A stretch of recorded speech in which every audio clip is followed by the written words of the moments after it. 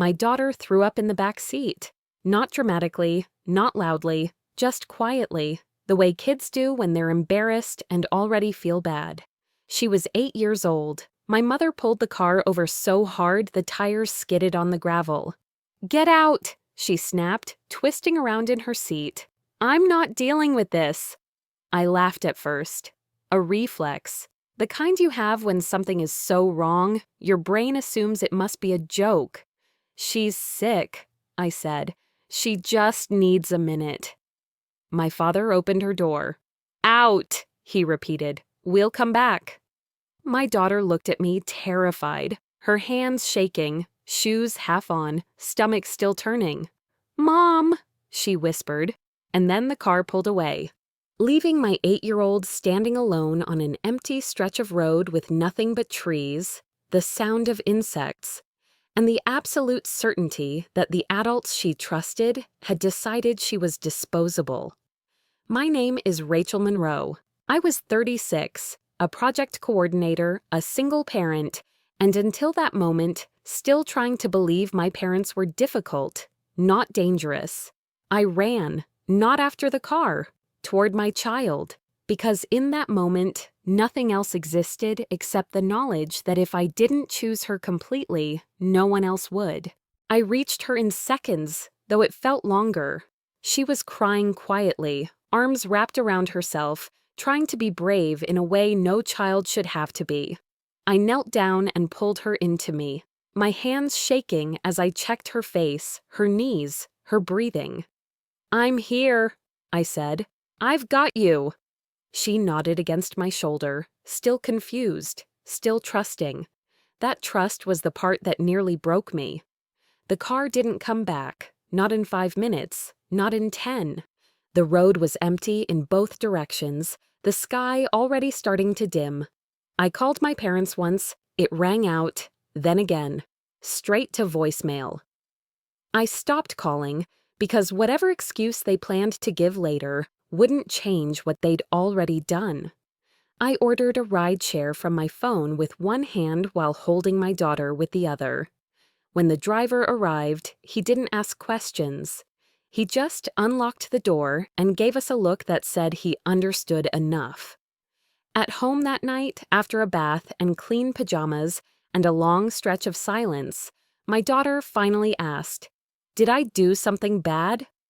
I sat on the edge of her bed and took my time answering. "No," I said. "You got sick, and the adults who were supposed to help didn't." She absorbed that quietly. Then, "Are we still seeing them?" That was the moment I realized how far the damage had already spread. The call from my parents came the next morning, casual, annoyed. "You overreacted," my mother said. "We said we'd come back."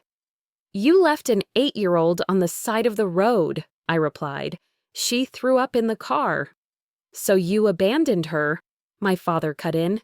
"Don't use that word." I stayed calm. "Then tell me what word you prefer for driving away and not returning." Silence. "We raised you better than this," my mother said finally. "You're being dramatic." I looked at my daughter across the room, eating toast, humming softly like nothing had happened. "No," I said, "I'm being precise." That was when things shifted, not outwardly, not yet. But something in me stopped negotiating. I didn't argue, I didn't demand apologies. I didn't explain why this was unforgivable, because anyone who needed that explained was already unsafe. I ended the call politely. Then I started making decisions. I didn't send a message afterward explaining my boundaries. I didn't need to. I started by canceling the next visit that had already been scheduled. No drama, just a short text.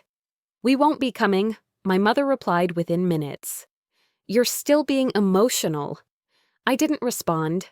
I changed my emergency contacts, updated school pickup permissions, let my daughter's teacher know that no one else was authorized to collect her, no exceptions. These weren't punishments. They were corrections. Because once someone shows you they're capable of abandoning a child when things get inconvenient, You don't wait to see if they'll do it again. A week later, my parents showed up at my door unannounced. My father stood with his arms crossed, already annoyed. My mother looked wounded, like she was the one who'd been wronged. "You're blowing this out of proportion," she said. "She's fine." I stepped outside and closed the door behind me. "She was left alone on a road," I said. "That's the proportion." "We would never actually hurt her," my father snapped. "You already did," I replied. "You just don't like the word for it." That stopped him. My mother sighed dramatically. "So what? We're just cut off now?" I didn't raise my voice. "No," I said. "You don't get unsupervised access anymore." Her face hardened. "You can't do that. I already have." That was the moment they realized this wasn't a phase. This wasn't me cooling off. This was a recalibration they weren't in charge of. Later that night, my daughter asked if Grandma and Grandpa were mad at her. "No," I said immediately. "They made a bad choice, and my job is to make sure you're safe." She nodded, accepting that in the simple way children do when the explanation is honest. "Okay," she said. "Can we watch a movie?" We did. And for the first time since that day on the road, I felt steady. Because the hardest part wasn't the confrontation. It was accepting that keeping my child safe meant disappointing the people who raised me. And I was finally okay with that. The silence that followed was not peaceful at first. It was loud in its own way, full of things unsaid, apologies that never came, and justifications that circled endlessly without ever landing where they should. My parents didn't apologize. They reframed. They said they were overwhelmed. They said they were caught off guard. They said they never meant it like that. But not once did they say the words that mattered. We were wrong. And that told me everything I needed to know. Weeks passed. Life settled into a new rhythm, quieter, safer, smaller, in a way that felt intentional instead of lonely. My daughter stopped asking when we were seeing her grandparents again, not because she forgot, but because children adapt quickly when adults are consistent. That scared me more than it comforted me, because it meant she was already learning how easily people disappear when you're inconvenient. So I made sure she learned something else instead. One night, while we were folding laundry together, she asked, "Why didn't they like that I got sick?" I set a towel down and met her eyes. "They didn't know how to handle it," I said. "And instead of helping, they chose the easiest thing for themselves." She thought about that for a long moment. "That's not very nice," she said. "No," I agreed. "It wasn't." "But you stayed," she added. I felt my throat tighten. "Yes," I said. "I always will." That was the lesson I wanted to leave behind. Not fear, not resentment, but certainty. My parents tried again later, a message about birthdays, a suggestion of starting fresh, an offer to put everything behind us. I read it all carefully. Then I responded with clarity instead of emotion. There will be no unsupervised contact. There will be no minimizing what happened, and there will be no pretending this was normal. They didn't like that. But for once, their discomfort wasn't my responsibility. The truth is, abandoning a child doesn't start with leaving them on the side of the road. It starts with deciding their needs are optional, with believing inconvenience justifies cruelty, with assuming someone else will fix what you refuse to handle. That day, my parents showed me who they were under pressure, and I believed them. I still think about that road sometimes, not because of what happened, but because of what didn't. She wasn't hurt. She wasn't lost. She wasn't alone for long, because I ran toward her instead of negotiating with the people who left. That's the part I hold on to. I don't tell this story because I want sympathy.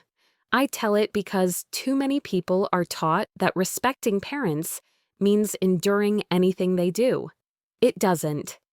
Being someone's child does not cancel your obligation to protect your child. And love that requires you to abandon your responsibility is not love at all. My parents kicked my daughter out of the car because she was sick. They thought it would blow over.